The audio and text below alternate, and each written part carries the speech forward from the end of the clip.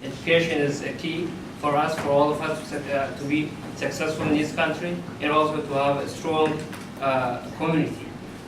With that, during my time with AOCM, American Oromo Community of Minnesota, very limited resource we have, and the organization has some kind of broad and ambitious kind of agenda, but with the time I have with them, I kind of help the organization to shape their mission, more focusing toward empowering young people and giving back, kind of providing them mentor, tutors, and all that stuff, and also work with the school system, because I work now in the school system. There are a lot of issues.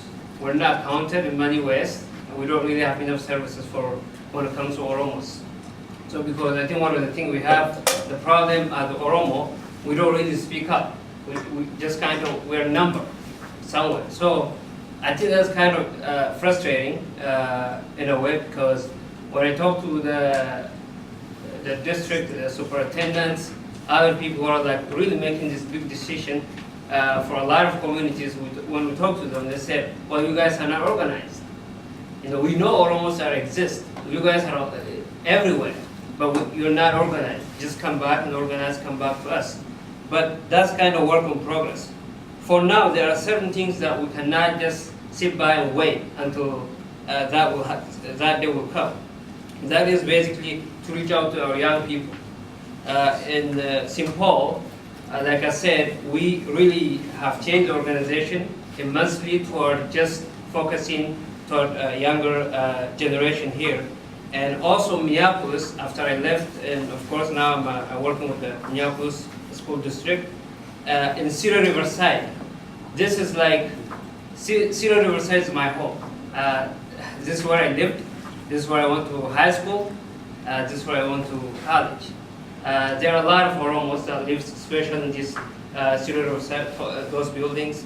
I tell them, go over there, get help, and Brian, Paul, and other places, simply they'll come back to me saying that, you know, the environment's not really welcoming, you know, they're not, Oromos are cultural, they're not assertive, they just tend to wait their turn, and the time goes by, kind of thing.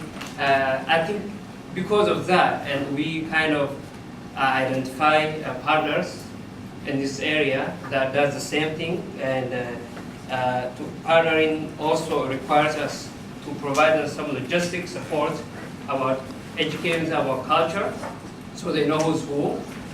Cultural sensitivity is very important. There are resources out there, but some of the service providers, they really kind of want to know who are these people in terms of the history and culture, so that they can really serve better in a better way.